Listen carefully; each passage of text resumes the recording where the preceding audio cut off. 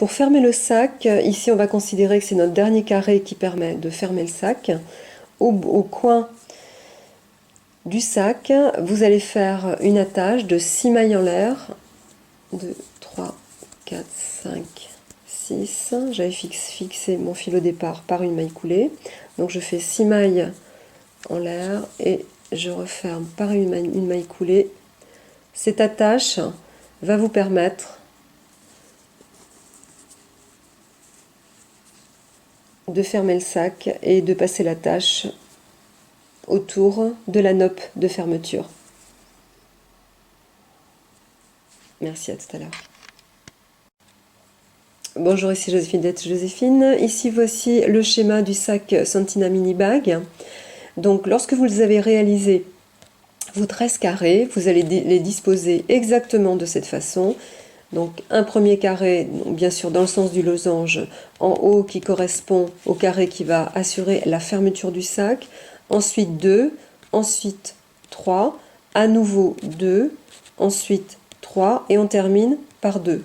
Donc vous allez mettre à plat tous vos carrés devant vous en créant cette forme et ensuite vous allez démarrer donc les lignes de mailles serrées pour obtenir les liserés en relief dont je vous ai parlé. Donc vous commencez ici par mettre donc vos 3 premiers carrés, les 3 seconds et vous allez réaliser la série de mailles serrées pour faire votre premier liseré. Vous ajoutez il y avait le 4e ici, donc on a aussi notre 4e. Vous ajoutez dessous 1, 2, 3, 4 carrés et vous faites votre rangée en mailles serrées. De la même façon, vous ajoutez les 2 derniers et vous faites votre ligne en mailles serrées. Et ensuite, vous prenez les lignes dans l'autre sens.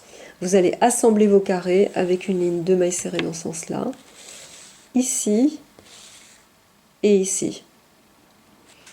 Donc, une fois que tous vos carrés sont assemblés de cette façon, vous allez replier le sac de la façon suivante. À tout à l'heure, pour vous montrer. Merci. Bonjour, c'est Joséphine de Joséphine. Si vous souhaitez réaliser une doublure pour le sac, vous reprenez le patron exact de votre sac, vous ajoutez 1 cm de chaque côté tout autour du patron pour l'ourlet.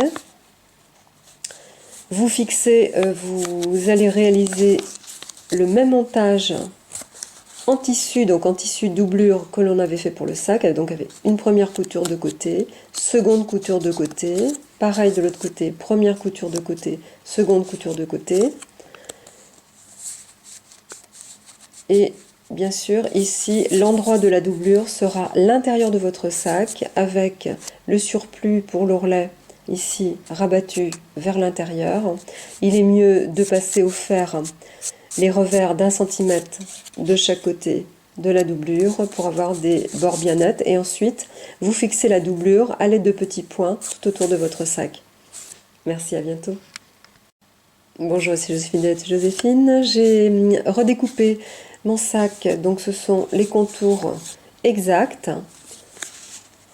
Une fois que vous avez réuni tous les carrés comme je vous ai expliqué, vous allez replier votre sac de cette façon, réunir les côtés, vous voyez ici ce que j'ai souligné en rouge, vous les réunissez par une ligne de mailles serrées de la même façon.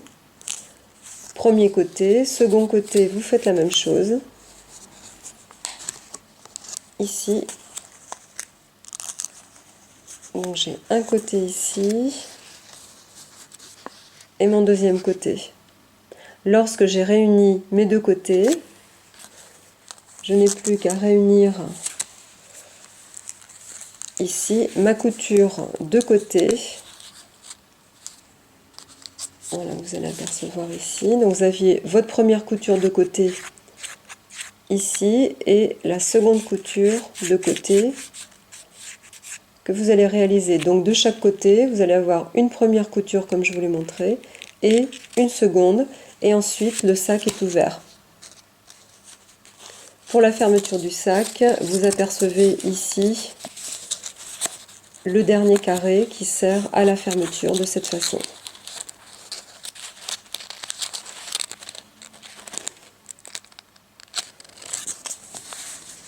Vous n'avez plus maintenant qu'à réaliser les noppes. À tout à l'heure, merci.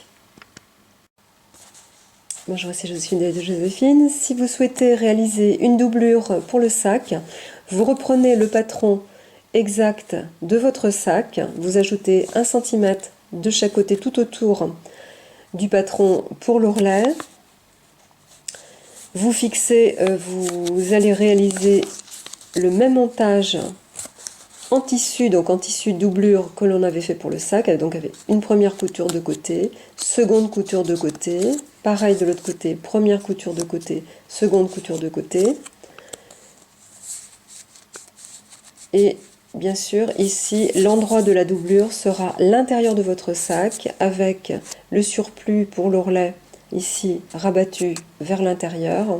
Il est mieux de passer au fer les revers d'1 cm de chaque côté de la doublure pour avoir des bords bien nets, et ensuite vous fixez la doublure à l'aide de petits points tout autour de votre sac. Merci, à bientôt.